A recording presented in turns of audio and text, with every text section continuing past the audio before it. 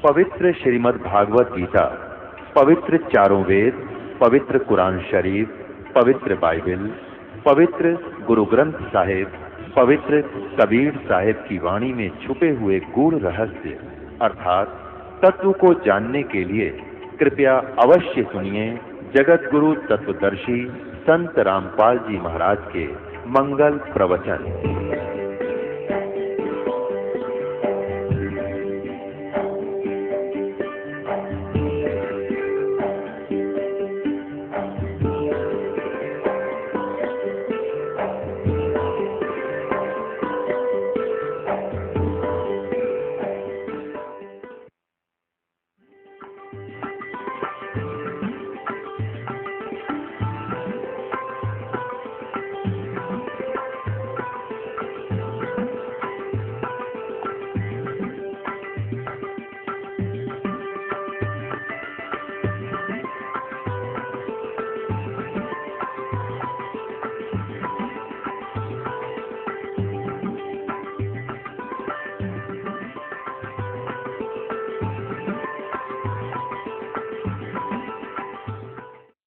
पुण्यात्माओं, ये सरपुरुष कौन है?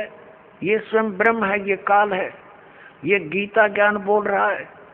अक्षर पुरुष कौन है? जो सात संग ब्रह्मांड का स्वामी है, उसका यहाँ कोई रोल नहीं है। इसलिए हमारे इस अध्यात्म ज्ञान में इस पृथ्वी लोक पर विशेषकर दो पुरुषों का, दो भगवानों का रोल है। एक तो इस सरपुरुष यानी ब्रह्म का, जो श्री कृष्ण जी में प्रवेश करके गीता जी का ज्ञान बोल रहा है, जिसने ज्ञान बोला।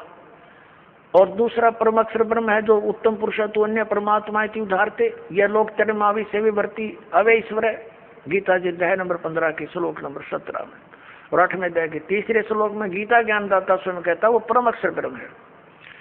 तो ये गीता ज्ञानदाता 8वें अध्याय के 13वें श्लोक में कहता कि ओम इति एकाक्षरम ब्रह्म व्यवहारण माम अनुस्मरण यह प्रयाति तदन देहम सयाति परमागति।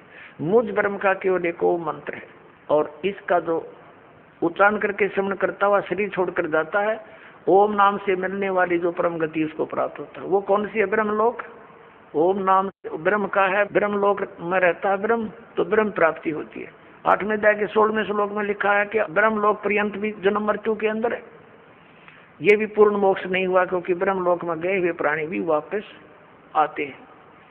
और गीता ज्ञानदाता स्वयं भी कहता है दूसरे अध्याय के 12वें श्लोक में, चौथे अध्याय के 5 और 9 श्लोक में, 10वें अध्याय के दूसरे श्लोक में कि अर्जुन तेरे और मेरे बहुत जन्म हो चुके। इसलिए 18वें अध्याय के 62वें श्लोक में गीता ज्ञानदाता कहता है कि तू सर्वभाव से उस परमेश्वर की शरण में जा, उसकी कृपा से ही तू परम शांति को, सनातन परम धाम को प्राप्त होगा। गीता जी अध्याय नंबर 15 के श्लोक नंबर 4 में कहा कि जब तत्वदर्शी संत मिल जा, उसके बाद उस परमेश्वर के उस परम पद की खोज करनी चाहिए, जहां जाने के बाद साधक फिर लौटकर कभी संसार में नहीं आते। और जिस परमेश्वर ने सब ब्रह्मांडों की रचना की है, और केवल उसी की भक्ति करो, ये गीता ज्ञानदाता कहता है। तो इससे सिद्ध है कि श्रीमद् भगवत गीता का ज्ञान देने वाले से भी कोई और एक सुप्रीम पावर है। अब श्रीमद् भगवत गीता का ज्ञान कौन दे रहा? जो ये कह रहा कि मेरा एक ओम नाम है, ओम नाम ब्रह्म का है। और ये ब्रह्म कौन है? ये काल है। इसने प्रतिज्ञा कर रखी है कि मैं कभी किसी के समक्ष नहीं आऊंगा, मेरे कर्म और जन्म अलौकिक हैं। गीता जी अध्याय नंबर 4 के श्लोक नंबर 9 में ये कहता है कि अर्जुन मेरे जन्म और कर्म दिव्य है, अलौकिक है। अब पुण्यात्माओं, अब हम आपको श्रीमद् भगवत गीता जी का ज्ञान किसने बोला, ये थोड़े से संक्षिप्त में सुनाएंगे। श्री कृष्ण जी का तो रोल ही नहीं है गीता जी के ज्ञान में। कैसे कि श्री कृष्ण जी युद्ध के पक्ष में नहीं थे इस महाभारत के युद्ध में, और 3 बार वो गए हैं शांति दूत बनकर, समझाने की चेष्टा की है कौरव और पांडवों को। लास्ट में यहाँ तक जब फैसला कर लिया कि भी एक तरफ मैं होऊंगा, एक तरफ मेरी सेना होगी, और मैं शस्त्र भी नहीं उठाऊंगा, प्रतिज्ञा कर ली। तो पुण्यात्माओं, जो महापुरुष ये कहता हो कि मैं हथियार भी नहीं उठाऊंगा, क्या फिर वो युद्ध की सलाह दे सकता है? नहीं। अब जब इसने देखा कि इसने इस काल भगवान ने ये गीता जी अध्याय नंबर 7 के श्लोक नंबर 24 और 25 में स्पष्ट करता है कि मैं अपनी योग माया से छुपा रहता हूँ, मैं कभी किसी के समक्ष नहीं होता, ये मेरा अटल अनुतम अवय अनुतम यानी घटिया अटल नियम है। इससे घटिया और क्या होगा? जो पिता अपने पुत्रों के सामने नहीं आता उसमें कोई दोष है? तो इस प्रकार वो स्पष्ट करता है कि मैं अपनी योग माया से छुपा रहता हूँ और मुझ अव्यक्तम व्यक्तिम आपना मननते, मुझ अव्यक्त को, मैं तो अव्यक्त रहता हूँ और मुझे कृष्ण मान रहे हैं ये मूर्ख जन समुदाय। I am not Krishna, Gita ज्ञानदाता कहता। अब ये इसके जन्म और कर्म कैसे अलौकिक है पुण्यात्माओं? ये काल जो है, जैसे आप जी ने श्री शिव पुराण के अंदर इस विद्वेश्वर संहिता के अंदर देखा, आपको दिखाएंगे, तो उसके अंदर क्या लिखा है कि ब्रह्मा और विष्णु जी का आपस में इसी बात पर युद्ध हो गया। ब्रह्मा जी कहते हैं विष्णु जी को कि मैं तेरा जनक हूँ, मैं तेरा बाप हूँ, तेरी उत्पत्ति मैंने की है। विष्णु जी कहते हैं मैं तेरा बाप हूँ, तेरी उत्पत्ति मेरी नाभि कमल से हुई है। इसी बात पर इनका युद्ध हो गया। इसको समाप्त कराने के लिए इनके पिता, जिसने यह गीता का ज्ञान बोला, ये इनका पिता है, ये काल रूपी ब्रह्म सदाशिव यही है। इसने इन दोनों के बीच में एक तेजो में लिंग खड़ा कर दिया, स्तंभ, और बहुत लंबा चौड़ा, ये ऊपर नीचे घूमने लगे। उसका और छोर प्राप्त करने के लिए युद्ध बंद हो गया। फिर ये स्वयं अपने पुत्र शिव का रूप धारण करके खड़ा हो गया। फिर इनको समझाने लगा कि तुम भगवान नहीं हो, यू आर नॉट गॉड, तुमने अपने आप को इस मान लिया, जैसा कि आपको बहुत बार दिखाया है दास ने। फिर ये कहता है कि पुत्रों ब्रह्मा और विष्णु को कि तुमने जो दो कृत, दो डिपार्टमेंट जैसे उत्पत्ति और स्थिति का तुमने मुझसे प्राप्त किए तपस्या करके, इसी प्रकार दो कृत महेश्वर और रुद्र को ने प्राप्त किए मेरे से। इसका मतलब ये पांचवा है जो श्री शिव पुराण का ज्ञान और ब्रह्मा विष्णु को जो ज्ञान दे रहा है, यो इनका पिता है। उसी विद्वेश्वर संहिता में इसी चैप्टर में कहता है कि मेरा एक ओम अक्षर है, नथिंग एल्स, और इसका सिमरण करो, इसका सिमरण करने से मेरा ही स्मरण होता है।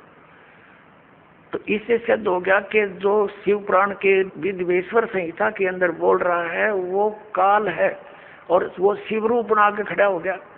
ऐसे ये छल करता है, किसी को ब्रह्मा रूप में दर्शन दे देता है, किसी को विष्णु जी के रूप में दर्शन दे देता है, तो वो विष्णु जी की महिमा गाने लग जाता है कि विष्णु जी आप ही भगवान हो, आप छुपाए हुए हो अपने आप को। इस प्रकार इनको भ्रम हो जाता है। और ये कैसे इसके कर्म अलौकिक है, अब आपको दिखाते हैं थोड़ा प्रमाण सदग्रंथों में। एक बार देवताओं का और असुरों का, राक्षसों का युद्ध हो गया और राक्षस विजयी हो गए, देवता भाग गए, मैदान छोड़ गए। देवताओं ने कहीं जाकर के इकट्ठा होकर भगवान विष्णु की आराधना की, और ये विष्णु रूप धारण करके ये ब्रह्मा विष्णु महेश का पिता जिसने गीता बोली, ये वहां प्रकट हो गया। और जो तुम्हारे मन की बात मैंने जान ली है, और आप जाओ जो ससाद का पुरंजय नामक पुत्र है उसको युद्ध के लिए खड़ा कर लो, राक्षसों के आमने सामने खड़े हो जाओ और उसको तैयार कर लो।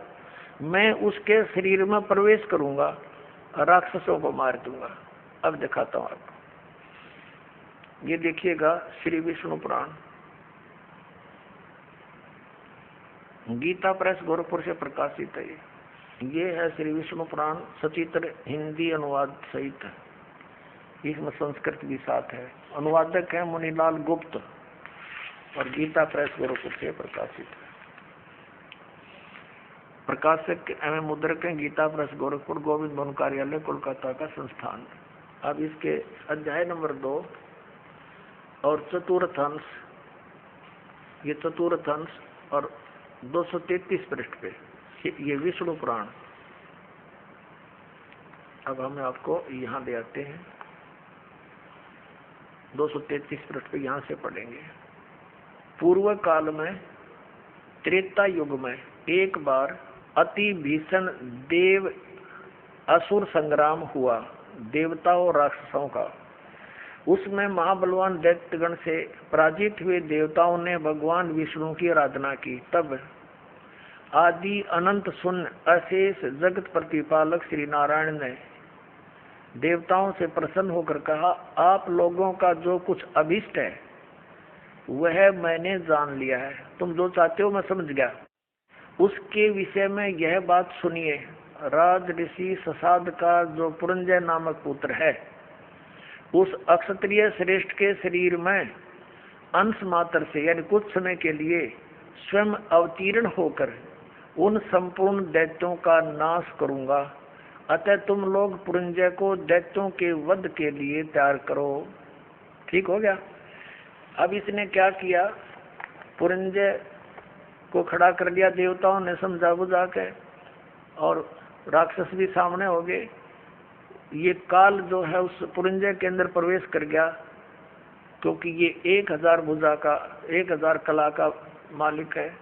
ब्रह्मा विष्णु महेश ये 16 कला के मालिक हैं, तो इसमें शक्ति ज्यादा। इसने उन सब राक्षसों को मार डाला। तो अब दूसरा उदाहरण देते हैं आपको। एक समय गंधर्वों का और नाग वंशियों का, नाग गोत्र के व्यक्तियों का आपस में युद्ध हो गया। तो गंधर्वों ने नागों को पराजित कर दिया और उनके सब धन लूट लिया। तो फिर नाग वंशियों ने यानी नाग गोत्र वाले व्यक्तियों ने इकट्ठे होकर भगवान विष्णु की आराधना की। फिर ये विष्णु रूप में काल प्रकट हो गया। इसने कहा कि आप जाओ और ऐसे ही पुरुकुत्स को तैयार करो, पुरुकुत्स को उसको तैयार करो, उसके शरीर में प्रवेश करके मैं गंधर्व का नाश कर दूंगा। अब देखो प्रमाण, ये है अध्याय नंबर 3 और चतुर्थ अंश श्री विष्णु पुराण पृष्ठ 242 पे, यहाँ नीचे आइएगा। तीसरा अध्याय। पूर्व काल में रसातल में मोने नामक 6 करोड़ गंधर्व रहते थे। उन्होंने समस्त नाग कुल के प्रधान रतन और अधिकार छीन लिए थे। गंधर्वों के पराक्रम से अपमानित उन नागेश्वरों द्वारा स्तुति किए जाने पर उसके श्रवण करने से जिनकी विकसित कमल सदृश आंखें खुल गई हैं, निंद्रा के अंत में जागे हुए उन जलशाही भगवान सर्वदेवेश्वर को प्रणाम कर उनसे नाग गुणों ने कहा, भगवान इन गंधर्वों से उत्पन्न हुआ हमारा भय किस प्रकार शांत हो। तब आदि अनंत रहित भगवान पुरुषोत्तम ने कहा, यो नासव के पुत्र मान धाता का जो यह पुरुकुत्स नामक पुत्र है, उसमें प्रविष्ट होकर मैं समझ कर लिया, प्रविष्ट होकर उसमें प्रवेश करके मैं उन संपूर्ण दुष्ट गंधर्वों का नाश कर दूंगा। हो गया स्पष्ट। अब इसके कर्म अलौकिक ऐसे हैं, ये कहता मेरे कर्म दिव्य हैं।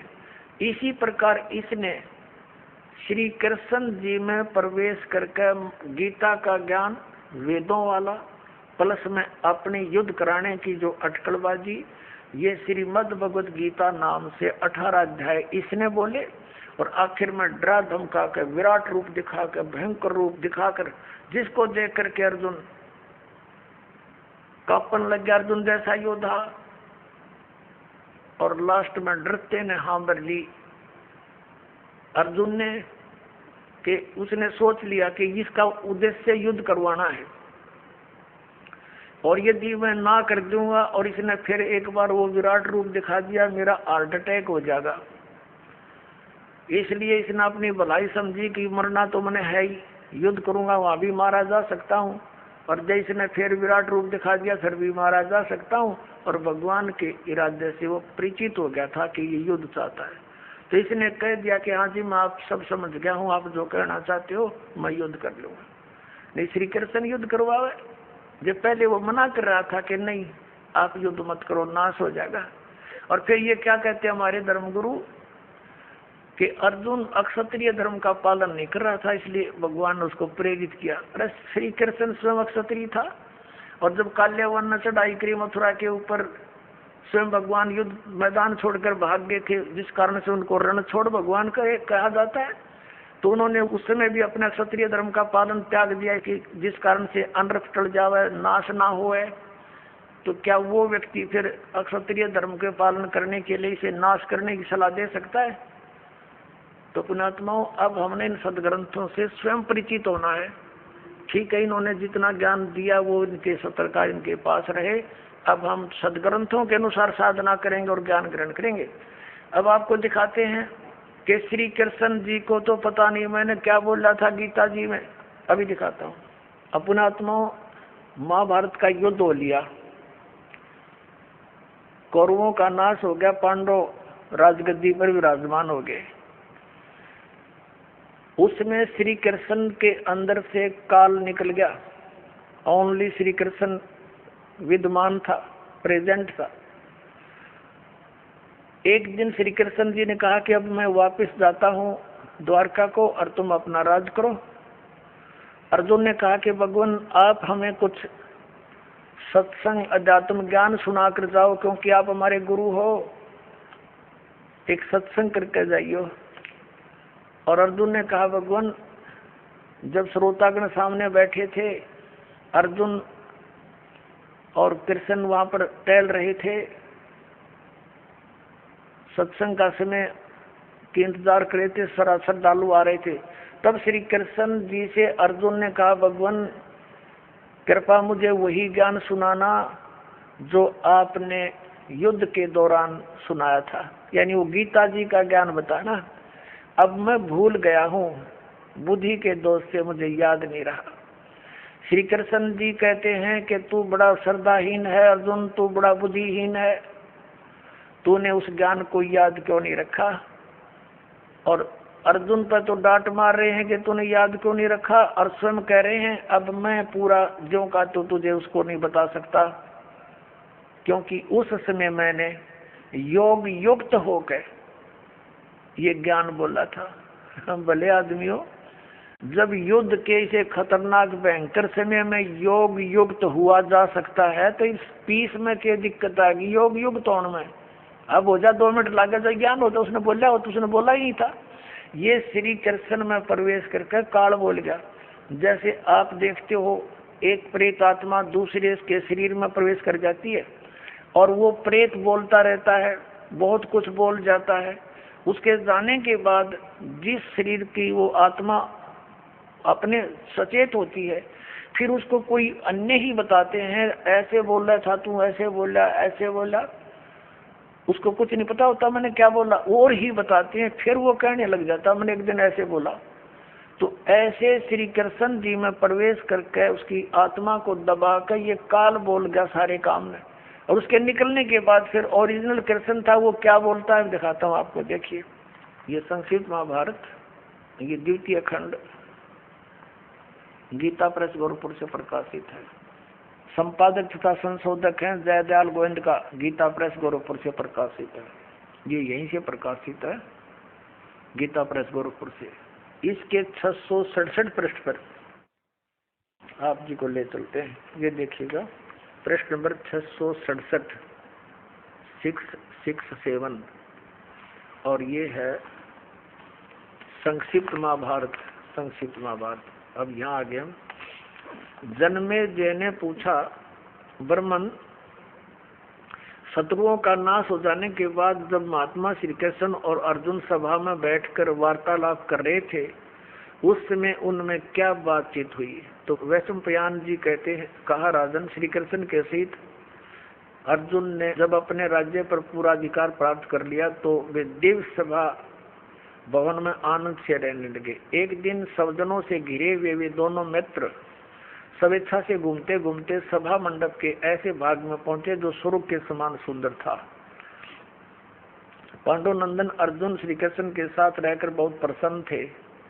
एक बार उन्होंने उस रमणीक सभा की ओर दृष्टि डालकर भगवान से ये वचन कहे, देवकी नंदन, जब युद्ध का अवसर उपस्थित था उस समय मुझे आपके महात्म का, अब यह चर्चा हो रही है इनकी, महात्म का ज्ञान और ईश्वरीय स्वरूप का दर्शन हुआ था, किंतु केशव अब आपने सनेवश पहले मुझे जो ज्ञान का उपदेश किया था वह सब इस समय बुद्धि के दोष से भूल गया है। उन विषयों को यानी श्रीमद् भगवद गीता के ज्ञान को सुनने के लिए बार बार मेरे मन में उत्कंठा होती है। इधर आप जल्दी ही द्वारका जाने वाले हैं, अतः पुनः उस सब विषय को, वह विषय मुझे सुना दीजिए। वैशंपायन जी कहते हैं, अर्जुन के ऐसा कहने पर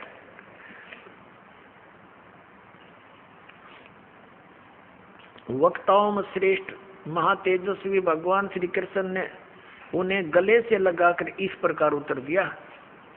श्री कृष्ण बोले, अर्जुन, उस समय मैंने तुम्हें अत्यंत गोपनीय विषय का श्रवण कराया था, अपने स्वरूप भूत धर्म सनातन पुरुषोत्तम तत्व का परिचय दिया था और नित्य लोकों का भी वर्णन किया था, किंतु तुमने जो अपनी नासमझी के कारण उस उपदेश को याद नहीं रखा, यह जानकर मुझे बड़ा खेद हुआ है। उन बातों को अब पूरा पूरा स्मरण होना संभव नहीं जान पड़ता। पांडु नंदन, निश्चय ही तुम बड़े श्रद्धाहीन हो, तुम्हारी बुद्धि अच्छी नहीं जान पड़ती। अब मेरे लिए उस उपदेश को ज्यों का त्यों दोहरा देना कठिन है, क्योंकि उस समय योग युक्त होकर मैंने परमात्म तत्व का वर्णन किया था। पुण्यात्मा, अब आपके कति समझ में आ जाएगी। यो ज्ञान बोला किसने? श्री कृष्ण जी का था रोल नहीं गीता के ज्ञान में।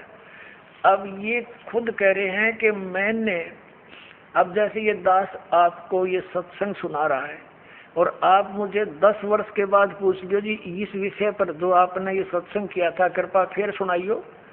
कभी सुन लो, उसी से मैं सुना दूंगा, क्योंकि वो मैंने अपने होश आवास में सुना रखा है।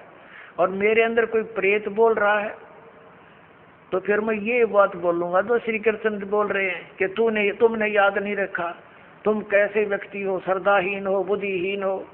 अरे भले आदमियों, ये दास सत्संग करेगा और प्रथम बार जो श्रोता इस सत्संग को सुनेगा 20% याद रहता उसको, और मैं फिर डांट मारूं कि तुमने याद क्यों नहीं रखा, तो इसका इससे सिद्ध है कि खिसियानी बिल्ली खंबा नोच रही है। यानी उसको ज्ञान नहीं खुद को, और उसको धमका रहा है कि तूने याद क्यों नहीं रखा, तेरे के बिजली गिर गई। अब तो आपको क्या हो गया, जब ऐसे भयंकर युद्ध के समय में आदमी योग युक्त हो सकता है, तो शांत है, सब तरह से बिल्कुल पीस ऑफ माइंड है, आराम से योग युक्त हो सकते हैं। भाव कहने का ये पुणात्माओं, श्री कृष्ण जी का तो रोल ही नहीं था गीता के ज्ञान देने में। अब श्रीमद् भगवद गीता का ज्ञान दिया किसने है? ये काल ने दिया। गीता जी अध्याय नंबर 11 के श्लोक नंबर 32 में स्वयं कहता कि अर्जुन मैं काल हूं और देख तेरे सामने ये मेरा वास्तविक रूप है, और इस रूप का यानी जो मैंने अब तुझे ये रूप दिखा है, इस रूप का पहले ना तो किसी ने पहले दर्शन हुआ, ना आगे कोई कर सकता। ये तेरे ऊपर रहम करके मैंने ये अपना विराट रूप दिखा है। पुणात्माओं, यदि श्री कृष्ण जी बोल रहे होते गीता, तो ये शब्द नहीं कहते कि ये मेरा विराट रूप पहले किसी ने नहीं देखा, क्योंकि श्री कृष्ण जी तो अपना विराट रूप कौरवों की सभा में दिखा चुके थे। उस विराट में दिन रात का अंतर है। पुणात्माओं, एक तो 60 वाट का बल्ब हो, ट्यूब हो, और एक हो 1000 वाट की, तो कितना अंतर है? ट्यूब दोनों है, लेकिन वो 1000 वाट वाली 60 वाट वाली से भिन्न होती है। तो इसी प्रकार इन दोनों ने ही विराट रूप दिखाया था, उसमें और उसमें भिन्नता थी। और ये शब्द श्री कृष्ण जी नहीं कह सकते कि पहले किसी ने नहीं देखा और आगे कोई नहीं देख सकता। तो इससे सिद्ध है गीता ज्ञानदाता श्री कृष्ण नहीं, उसके अंदर प्रवेश करके काल बोल रहा है। वो 1000 भुजा का भगवान है, 1000 कला का है, सहस्रा बाहु। अब 11वें अध्याय के 21वें श्लोक में अर्जुन कहता है कि हे सहस्रा बाहु, हे 1000 भुजा वाले भगवान, अपने उसी चतुर्भुज रूप में आ जाओ। क्योंकि वो श्री कृष्ण मान रहा था उसको, और श्री कृष्ण इज विष्णु, विष्णु इज विष्णु जी जो है ये 4 भुजा के भगवान है। अब इस दास की नजरों से आपको पता चलेगा कि श्रीमद् भगवद गीता का ज्ञान किसने बोला। और अन्य प्रमाणिक ये है कि श्री कृष्ण तो अर्जुन के साले थे। श्री कृष्ण की बहन अर्जुन को ब्याही थी सुभद्रा जी, अपने साले को पहचानने से भूल गया वो। श्री कृष्ण नहीं था वो। श्री कृष्ण से बाहर निकलकर वो काल देख रहा था, ऐसा भयंकर रूप दिखाया, और श्री कृष्ण अलग खड़े हैं, ओझल हो गए उसके प्रकाश में, तेज में। तब अर्जुन पूछता है, हे महानुभाव आप कौन हो, मैं आपको नहीं पहचानता। तो क्या श्री कृष्ण थे वह? और भी ढेर सारे प्रमाण हैं कि श्री कृष्ण जी ने गीता का ज्ञान नहीं कहा। श्री कृष्ण जी ने पहले कभी काल नहीं कहा अपने आप को, बाद में कभी काल नहीं कहा। श्री कृष्ण जी के पास तो ये जितनी गौवें थी, ग्वाल बाल थे, गोपियां थी, सब आकर के प्यार पाते थे, उसकी तरफ देखते रहते थे, निहारते रहते थे। क्या वो काल हो सकते? तो पुण्यात्मा, श्रीमद् भगवद गीता का ज्ञान इस सर्वपुरुष ब्रह्म ने दिया, जो ब्रह्मा विष्णु महेश का पिता है, और इसी को हमारे धर्म गुरु परम ब्रह्म बोलते हैं। इस काल को कि ये मूर्ति रहित है, ये आकार में आया तो सदाशिव बन गया,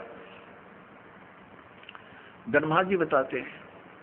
और फिर इसने अपने शरीर से एक स्त्री की निकाली अपने शरीर से, जो इसके श्री अंग से अलग होने वाली नहीं थी। वो कौन थी? वो दुर्गा थी। वो परमेश्वर ने निकाली थी इस काल के पेट से, जो आपको सृष्टि रचना में बहुत बार बताया और सुनाया गया है। तो ये श्री शिव पुराण के अंदर आप देखते हो, रुद्र संहिता के अंदर आपको कल भी दिखाया था और भी दिखाएंगे समय आने पर। तो उसके अंदर स्पष्ट है कि श्री दुर्गा जी से और श्री शिव यानी इस कसत काल रूपी भगवान से विष्णु जी की उत्पत्ति हुई, इन दोनों के सृष्टि क्रम से, और ऐसे ही ब्रह्मा जी की उत्पत्ति की।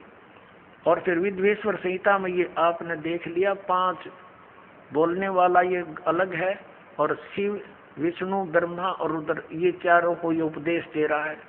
तो ये काल रूपी ब्रह्म जो है, इसने गीता जी का ज्ञान बोला, और इसने अपनी स्थिति बताई कि तेरे और मेरे बहुत जन्म हो चुके अर्जुन, तो नहीं जानता मैं जानता हूँ।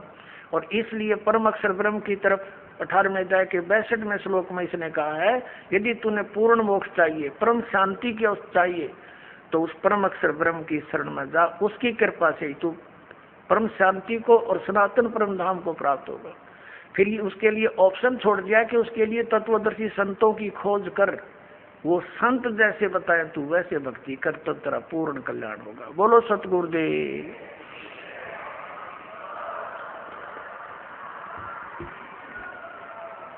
परम पिता परमात्मा पूर्ण ब्रह्म सर्वश्रेष्ठी रचनहार कुल मालिक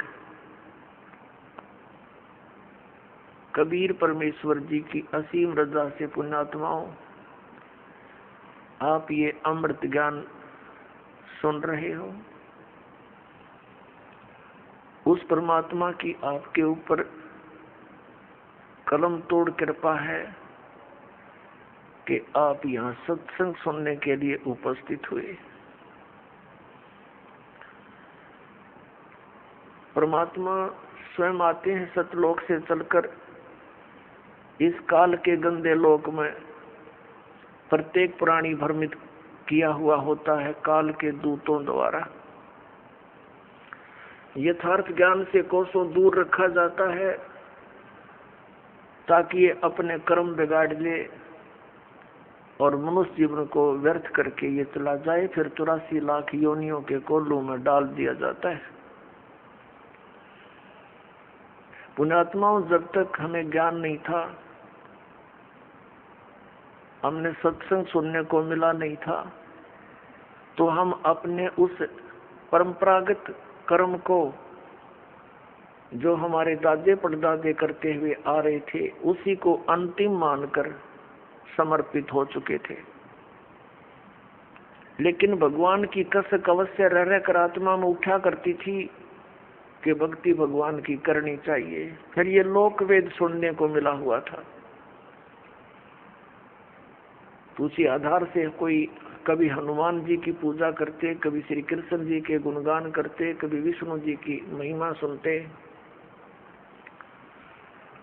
कभी रामायण महाभारत सुनकर अपनी संतुष्टि कर लिया करते थे। परमात्मा ने आकर के ये ज्ञान दिया कि मनुष्य जीवन परमात्मा प्राप्ति के लिए ही प्राप्त होता है। मनुष्य जीवन पाकर के जो भक्ति नहीं करते वो तो वैसे ही कर्म कर रहे हैं जैसे अन्य प्राणी किया करते हैं। संतानों उत्पत्ति, उन्हीं की देख रेख और सब उसके पालन पोषण में, और उन्हीं के फिर आगे संतान की कामना करते हुए हम अपना जीवन नष्ट कर जाते थे। क्योंकि मनुष्य जीवन का एक मुख्य कार्य परमात्मा की भक्ति, आत्म कल्याण ही मूल रूप से है, और इसका हमें ज्ञान नहीं था, जिस कारण से हम जो कुछ होना था हमारे भाग्य में उसी को ये सोच रहे थे कि हम कर रहे हैं। जैसे हम छोटे से थे तब ये बुजुर्ग आपस में बैठ कर बातें किया करते थे। एक कहता था कि मेरे 2 लड़के 2 लड़की हैं और सबको ब्याह दिया, शादी कर दी, और भगवान ने दया कर दी, सबके संतान है और पुत्र पुत्रियां सबके भगवान ने दे रखी है। मेरा काम पूरा हुआ, अब बेशक भगवान उठा ले, यानी बेशक मृत्यु हो जाए, मेरा काम पूरा हो गया। अब हम उसी बात को फाइनल मान बैठे थे कि इतना ही काम होता है मनुष्य का। अपने आत्मा परमात्मा के ज्ञान की रोशनी से पता चला कि ये काम जो मनुष्य जीवन से करना था वो तो स्टार्ट भी ना किया आपने, ये तो जीवन नष्ट कर दिया, सफल नहीं हुआ आपका। जैसे कोई ये कहता है कि मैंने ये कर दिया, मैंने ये कर दिया, मैं ये कर दूंगा, ये जीव की भारी भूल है। जैसे विवाह के उपरांत प्रत्येक प्राणी की इच्छा होती है कि हमारे पुत्र प्राप्ति हो। पुण्यात्मा, वैसे तो अध्यात्म मार्ग के अंदर पुत्र और पुत्री में जरा सा भी अंतर आपके हृदय में नहीं रहेगा जब ज्ञान समझ में आ जाएगा। और वैसे परमात्मा कुछ भी हमारे संस्कार में पुत्र है पुत्र ठीक, पुत्री है पुत्री ठीक, लेकिन जो राम नाम पर लगे हैं तो वो हमारे लिए हमारे पुत्र हैं, अन्यथा वो काल के दूतर हैं। अब परमात्मा ने क्या बताया कि जैसे मान लीजिए आप कोई यूं कहे कि मेरा काम पूरा हो गया, मैंने ऐसा कर दिया, बच्चे ब्याह दिए, कोठी बना दी और ऐसा वैसा कर दिया, ये भूल है प्राणी की। जैसे विवाह के उपरांत प्रत्येक प्राणी की इस लोक वेद के आधार से, दंत कथाओं के आधार से इच्छा होती है कि भगवान पुत्र दे, और बेटी हो जाती है, जन्म बेटी का हो जाता है। फिर पूरे परिवार की आस्था रहती है भगवान अगला तो पुत्र दे, और वो भी बेटी होगी। तीसरी आस करीब पुत्र की, वो भी बेटी होगी, चौथी भी बेटी, 5वीं भी पुत्री होगी। तो क्या आपका चाहा हुआ, क्या आपका किया हुआ वही हुआ जो आपके भाग्य में लिखा हुआ था। तो पुण्यात्माओं, समझदार को संकेत ही काफी होता है। अब हमने जो करना चाहिए था वो सत्संग से ज्ञान हुआ। वो क्या ज्ञान हुआ? परमात्मा ने आके बताया है कि जब तक ये प्राणी सुखी है, इस झूठे सुख को प्राप्त है, तब तक तो ये समझता है कि मैं बिल्कुल ठीक ठाक हूं। क्योंकि जब तक प्राणी के पूर्व जन्म के पुण्य शुभ संस्कार चलते हैं, तब तक वो कितने खोटे काम करो, उसके प्रारब्ध में लिखा हुआ पिछले जन्म का उसको पुण्य मिलता ही रहेगा। पुत्र भी होंगे, पुत्री भी होंगी, और वो संतान भी नेक हो सकती है। लेकिन आगे भक्ति ना करने से जैसे बैटरी चार्ज होती है और वो बैटरी चार्ज है तो वो सारे काम कर रही है, पंखा भी चल रहा है, ट्यूब भी जग रही है, लेकिन चार्जर ना लगाने से उसकी अक्षमता समाप्त हो जाएगी, वो डाउन होगी और फिर उसके बाद सब सुविधाएं समाप्त हो जाएंगी। तो इसी प्रकार पूर्व जन्म के संस्कारी प्राणी पिछले जन्म जन्मांतरों के शुभ संस्कार किए हुए उनके साथ हैं। वो चाहे कुछ भी भक्ति ना करो, सारा दिन गुट्टी लाओ, ताश खेलो, चाहे कितना सफल अपने आप को समझता है, चाहे मंत्री बना, चाहे प्रधानमंत्री बना हुआ है, वो उसके पूर्व जन्म की बैटरी चार्ज है और जिसमें वो डाउन होएगी उसमें देखना क्या हाल होगा। तो हमें अब पता चल गया इस बात का, हमने पहले से चार्जर लगा दिया अपना, भगवान की दया होगी चार्जर मिल गया ठीक ठाक हमें, तो हमारे ऊपर ये आपदाएं नहीं आवेंगी, नहीं तो फिर भगवान की भक्ति की आवश्यकता ही नहीं। यदि कोई आपदा आई भी तो परमात्मा ऐसी मदद करेगा, दुनिया देखती रह जाएगी। इसलिए परमात्मा की खोज में ये प्राणी बहुत युगों से लगा हुआ है और अब वो साधना, वो भगवान हमें मिल गया जो हमारी प्रोटेक्शन करता है, हमें जो बचाव करता है और मोक्ष देता है। हमारे प्रारब्ध के यानी संस्कारों के, किस्मत के, पाप कर्मों के कारण होने वाले जो कष्ट हैं उनका भी वो निवारण कर देता है। पुण्यात्मा परमात्मा ने आके हमें ज्ञान दिया, दुख में सुमरण सब करें, सुख में करे ना कोई, जय सुख में सुमरण करे तो दुख काहे को होई। सुख में सुमरण किया नहीं, दुख में करते याद, कह कबीरता दास की कौन सुने फरियाद। परमात्मा ने आके बताया कि दुख में तो सब भगवान को याद करते और सुख में याद नहीं करते, सुख में सुमरण किया नहीं और फिर दुख में करते याद, कह कबीरता दास की फिर कौन सुने फरियाद। तो पुण्यात्माओं, जो व्यक्ति आज अपने आप को इस झूठे सुख में सुखी मानता है और वो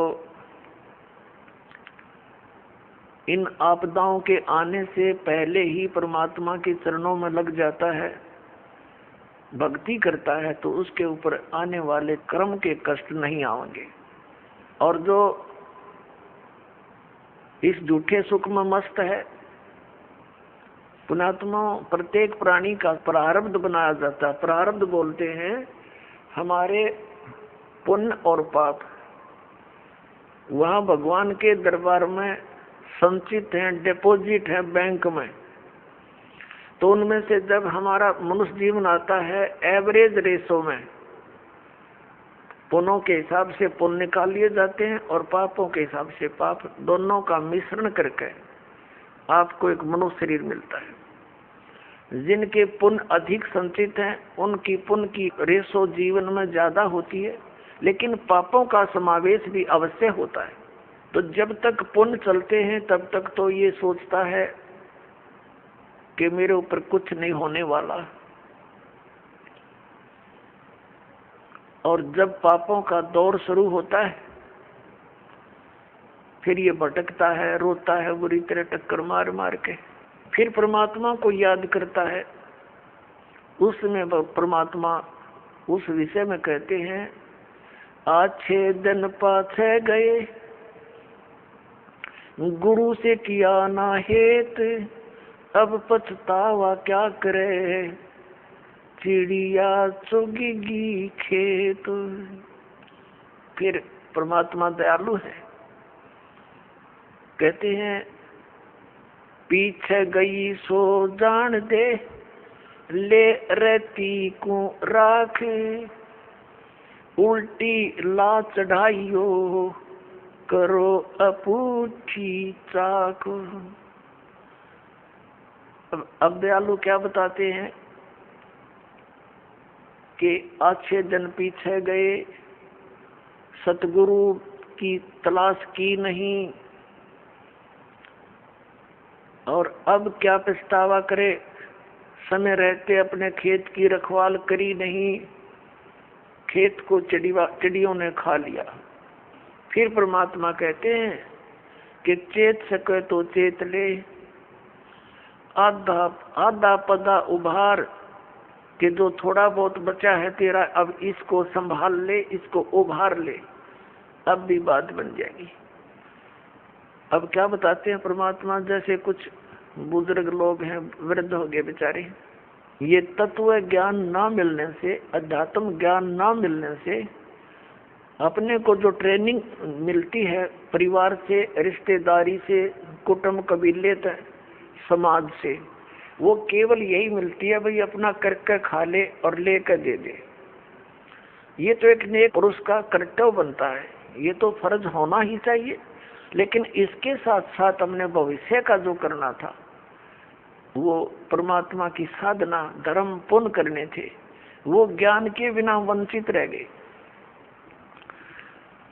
और वो ज्ञान मिले सतगुरु और संत से, तो परमात्मा कहते हैं आखिर तुझको कौन कहेगा गुरु बिन आत्म ज्ञान। ठीक है, समाज संसार में रहने की विधि तो आपको समाज के लोग बता ही रहे हैं, लेकिन आत्म कल्याण का जो मार्ग है वो संत ही बताया करते हैं। और संतों तक आप पहुंच नहीं पाते, क्योंकि आप उसी ऐसे समाज में ग्रप हो गए और उन्हीं विचारों से आप संतुष्ट हो गए कि इतना ही काम है। जब सत्संग में आएंगे पता चलेगा कि मनुष्य का और भी एक आवश्यक काम है जो हमने प्रारंभ नहीं किया। दास पहले गांव गांव में जाते थे, सत्संग करता था। एक गांव में 2 भाई थे, एक ने उपदेश ले लिया था, एक उनके पिताजी थे, बहुत नेक आत्मा थे, लेकिन इस ज्ञान के अभाव से वो इन सत्संग आदि के नाम से बहुत खिजते थे। हम वहाँ 3 दिन का पाठ करते थे जैसे यहाँ चलता है, और 3 दिन तक 2-2, 3-3 बार टाइम में सत्संग करते थे। घर वालों को समझाते थे, क्योंकि नया भगवान, नया ही ज्ञान, कई दिन तक लगातार समझाने से कुछ बुद्धि में आता है ये। तो हम सत्संग कर रहे थे, उन घर वालों ने अपने सभी भाईचारे को कह दिया था कि हमारे घर में 3 दिन कोई भी हुक्का, बीड़ी, तम्बाकू का प्रयोग करने नहीं आवे, या घर में बीड़ी तम्बाकू लेकर भी नहीं आवे। तो क्या हुआ कि उनका बूढ़ा ऊपर चौबारे में, आंगन में, गर्मियों के दिन थे, ऊपर हुक्का भर कर बैठ गया दूसरे भाई अपने पुत्र के घर पे। हम सत्संग करते रहे। तो जब सत्संग समाप्त होने को हुआ, रात, पहले दिन सत्संग सुना दिन में, फिर रात में सुना, तो अगले दिन वो रात्रि के समय सत्संग समापन हुआ, बूढ़ा नीचे आ गया। लगभग 70 वर्ष की आयु थी उसकी। अब वो आके हमारे पास बैठ गया जमीन पे, और उसकी पुत्र वधू ये सोच रही थी, बूढ़ा पता नहीं क्या बोल लगा महाराज जी को, पता नहीं क्या कह देगा यू, क्योंकि इनने कभी ये काम देखे नहीं, और पता नहीं क्यों आ गया यू तो बहुत चिढ़ा करता है इन बातों से। वो बैठ के और आंखों में पानी भराया, रोने लग गया। मैंने पूछा क्या बात होगी? बाबा क्या बात है, क्यों रो रहे हो आप? नो बोला जी, जो ज्ञान आपने सुनाया ये बात तो आज तक हमने कदे सुनने को ना मिली। हमने तो लक्ष्मी चंद की रागनी सुनी है, और कोई सांग सिनेमे देखे, और मैं तो इतना मेहनती आदमी था, इन पुत्रा के 2-4 किले आवे थे, मैंने इनके 12 किले बना दिए। 12 एकड़ जमीन, 8 एकड़ और मोल ली मेहनत कर करके। और ईब मेरा के होगा, मैं तो 70 साल की उम्र होगी मेरी। अब मैं के करूंगा, क्या बनेगी मेरे साथ में। मैंने तो इस ज्ञान से सारी रात नींद आनी बंद होगी और अब मेरा खाना पीना भी छूट गया। अब क्या बनेगा, मेरा के होगा। मेरी तो उम्र जाली। और उसकी पुत्र वधू भी वहीं बैठ की। बूढ़ा आज तो बहुत अच्छा बोला और वह ध्यान से सुना कि जो क्या हो गया बुढ़े के एकदम। जो बोला जी क्या मेरा भी कुछ हो सकता है। मैंने कहा देखो विश्वास करो, विश्वास करो। अब जैसे कुएं होते थे पहले बहुत गहरे और उनमें 100-100, 150 फुट नीचा जल होता था। उसको निकालने के लिए एक लंबी नेजू हुआ करती रस्सी, बहुत मोटा, इतना मोटा रस्सा और 150-200 फुट लंबा, और उसके बाल्टी बांध दी जाती थी और वो बाल्टी से पानी निकालते थे तो 100 फुट दूर तो खींच के ले जाते थे 2-3 जने और फिर बाल्टी से जल निकल आता था। तो मैंने कहा कि जैसे कुएं में बाल्टी जा रही हो और नेजू हाथ से छूट गई रस्सी और वो तो जा रही है और भाग दौड़ के और उसको पकड़ने की चेष्टा कर ली यार, वो हाथ में आ जा लास्ट की 6 इंच भी ठहगी। लास्ट की गिरते गिरते अगर 6 इंच भी बची हो और हाथ में पकड़ी जावे तो क्या हो, वह बाल्टी भी बाहर आ जा और पानी भी साथ आवे, जल भी भरा होगा और बाल्टी भी मिल गई, कुछ भी ना गया। अरनू का जान देव तो जाए ली तो वो तो जा ही रही है। फिर तो पड़ गए कुएं में, हाथ से छूट गया मनुष्य जीवन। मनुष्य जीवन के अंतिम सांस में भी ये सत भक्ति आपको मिलेगी, आपको मनुष्य जीवन मिलेगा, ये गारंटीड बात है।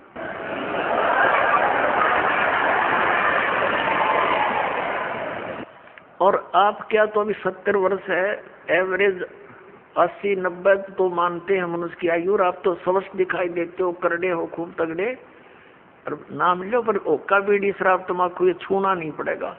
और आन उपासना कुछ नहीं करोगे। ये बाबे गांव गुम में जितने डेरे डेरे बन रहे हैं या अन्य जो समाज पूजा तीर्थ व्रत ये नहीं करने होंगे। ने बोला जी मैं तो कुछ नहीं करूं, मेरा पीछा छूटे क्यों करे, और कर करा लिया हमने, सारी उम्र डड़े डोलिए, मुझे दीक्षा दे दो। उसकी पुत्र वधू कहने लगी दादा ओके बहुत पीवा है तू, नाम लेकर हुक्का नहीं पीना।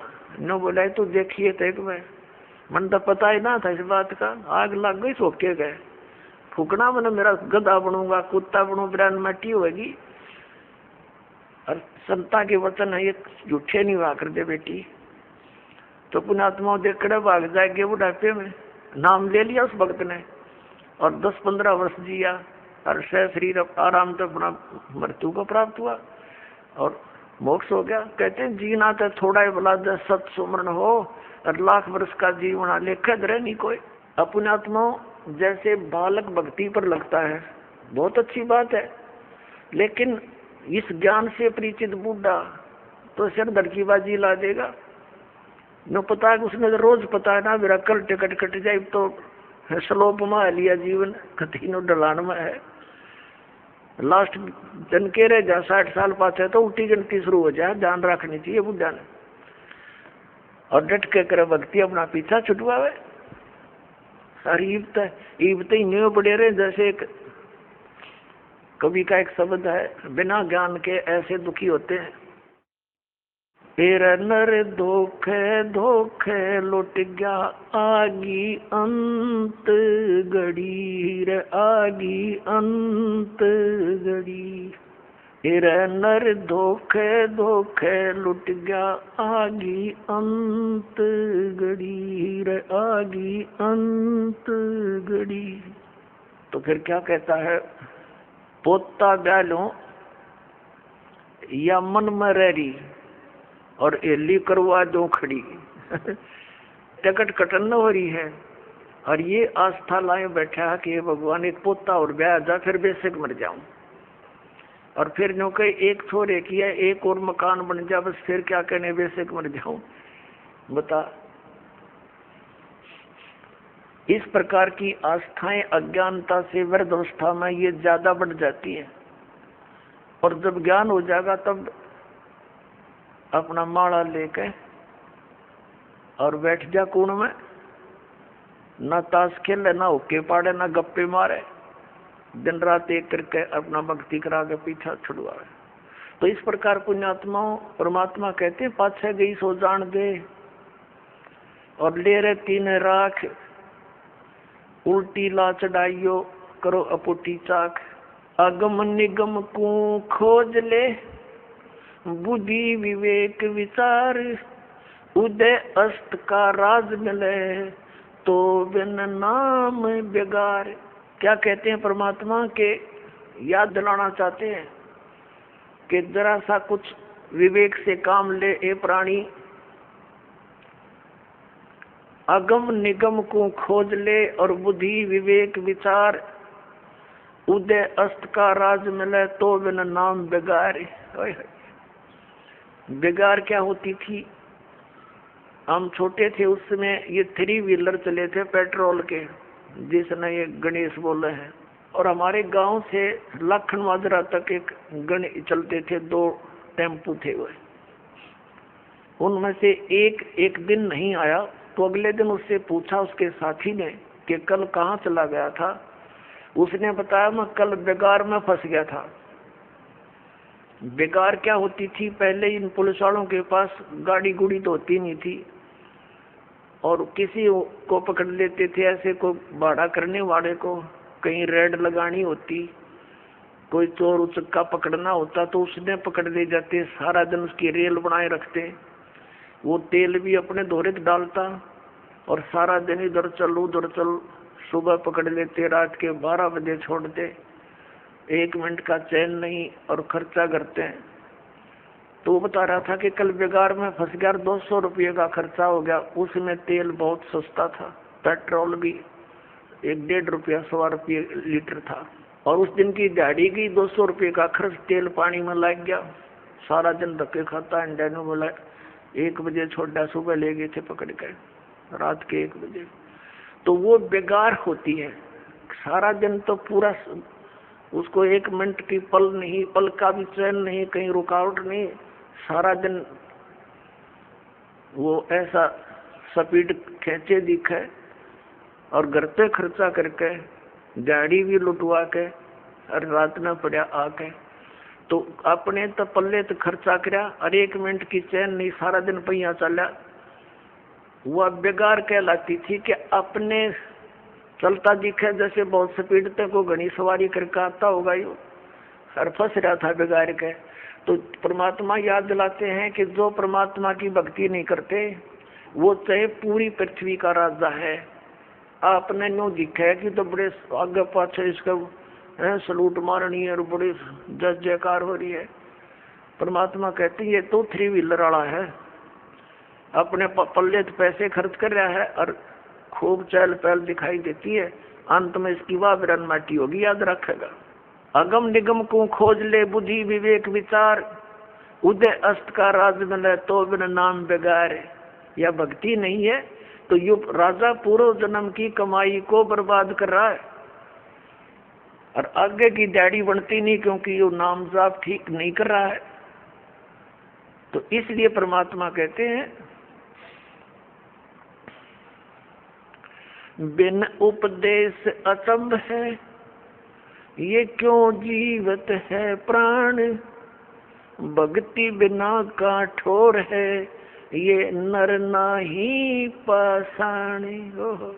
परमात्मा कबीर परमेश्वर जी कहते हैं कि बिना उपदेश लिए बगैर गुरु धारण किए ये मनुष्य, ये जीव किसको आधार मान के जी रहा है। मुझे इस चीज का आश्चर्य हो रहा है। और भक्ति बिना का ठोड़ है, ये नर नाही पाषाण। ये तो पत्थर हैं जब इस मनुष्य जीवन को बर्बाद कर रहे हैं, ना कोई आधार। यदि हम बच्चों को आधार मानते हैं तो हमारी ये मृत्यु हो जाती है, तो बच्चे हमारे कहाँ से हुए? हमारे सामने बच्चों की मृत्यु हो जाती है तो ये आधार निराधार था, हमारा भूल थी हमारी कि हम इसीलिए जी रहे थे। हमारा आधार होना चाहिए मोक्ष। और मोक्ष के लिए पूर्ण संत की आवश्यकता होती है, सतभक्ति की आवश्यकता होती है।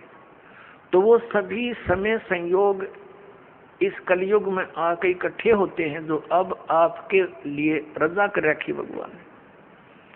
संत पूरा हो, पूर्ण परमात्मा की भक्ति हो, शास्त्र अनुकूल हो, अधिकारी हो नाम देने का, तो ऐसे संयोग, ऐसे नंबर कदे कदे जुड़ा करे, जो आज सारे नंबर मिल गए और अब केवल नाम लेना है, बुराइयों से बचना है, मोक्ष हो जाएगा।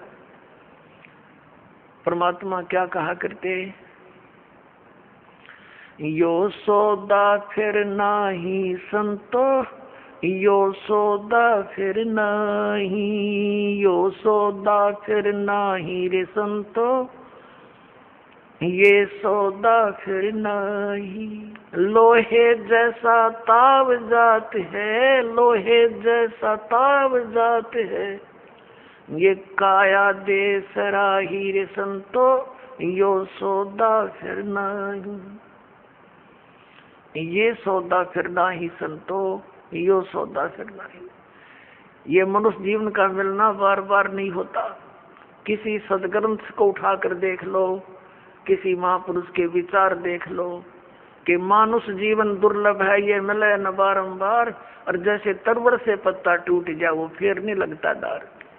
परमात्मा कहते हैं कबीर साहब जी के इड़की दे दे रोएगी सुरता जो तू चलेगी अकेली।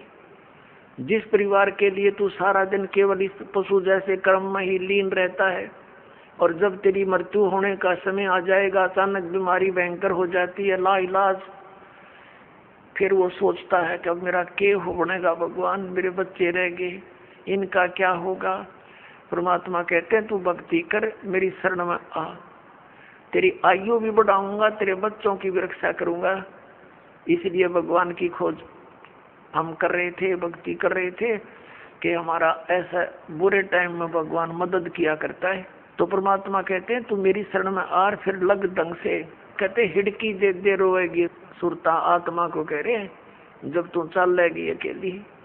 जिस परिवार को अपना मान रहा था वो तो यहीं रह गया, तेरी बांह पकड़ के ले जाएंगे यम के दूत, फिर नो क्या पछाड़ खा खा रोएगी तू आत्मा, क्योंकि तेरे कोई संभालने वाला होगा नहीं, तेरा भगवान परमात्मा साथ दे नहीं, क्योंकि आपने उसकी साधना की नहीं विधिवत।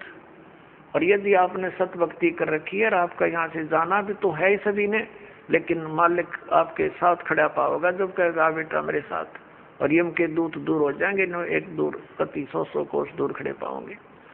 तो हमने उस दिन की भी अब थोड़ी सी चिंता करनी चाहिए जब संसार छोड़ कर चलेंगे।